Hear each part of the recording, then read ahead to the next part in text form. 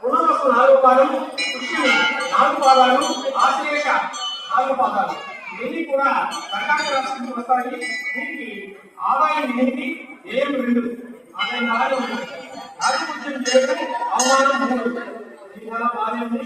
ఈ రాశి వారికి ముందు 15 నుంచి మే 15 నుంచి న్యాయస్థానం రాశి కష్టముగా ఇది సంవత్సరంగా కూడా భాగ్యస్థానములకు కష్టముగా సౌభాగ్యమైన సంచాలిస్తూ రాజకీయ వలయ మే 18 నుంచి సంవత్సరంగా అష్టమ ద్వితీయ స్థానంలో కామములుగా సామాజిక సంచరిస్తున్నారు.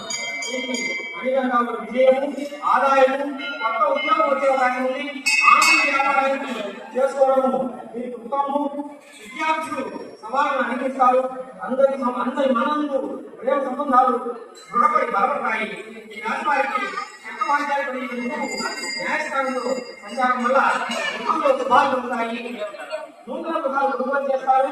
నూతన గృహప్రాప్తి ఉంది. శుభ విషయాలకి ధనం పెంచడం జరుగుతుంది. శుభకార్యాలు చేస్తారు.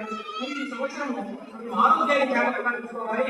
ఉదర సంబంధమైన వ్యాధులు కలుగుతాయి కాబట్టి కొంచెం ఆరోగ్యం జాగ్రత్తగా చూసుకోవాలి. వైద్యపరమైన ఖర్చు కొంచెం పెరిగే అవకాశం ఉంది.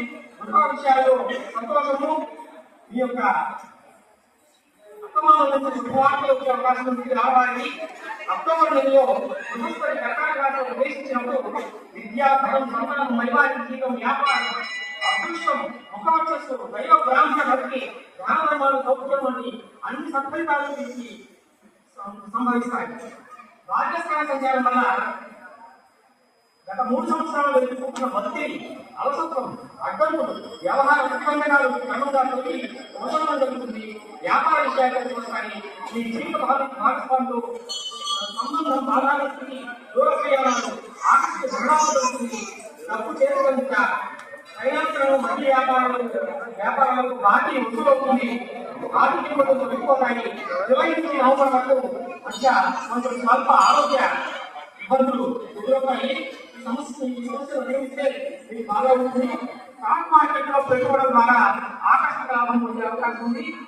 ఈ రాశి జాతకులకు రాహుగ్రహ సంచారం ఇస్తుంది. అష్టమరాహు ఆరోగ్యం సంరక్షిస్తారు.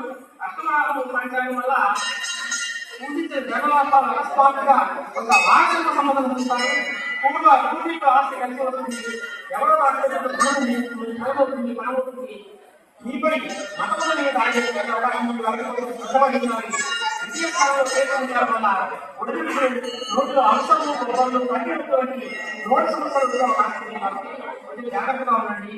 వీటికి అష్టమశని తగ్గిపోయి ఇప్పుడు శని నవమంలో రావడం వల్ల మంచి ఫలితాలు ఉన్నాయి. కాబట్టి ఈ సంవత్సరం అంతా కూడా కర్కాటక రాశి వారు ఉన్నతమైన ఫలితాలు కలిగి సంతోషంగా ఉంటారు. కాబట్టి ఏ విధంగా ప్రతిరోజు కూడా ఎవరు ప్రార్థన చేస్తూ ఇంట్లో గణపూజలు చేసుకుంటూ దేవాలయ సదస్సులు చేస్తూ మీరు జీవితాన్ని సుఖమయం చేసుకోవాలని సింహరాశి.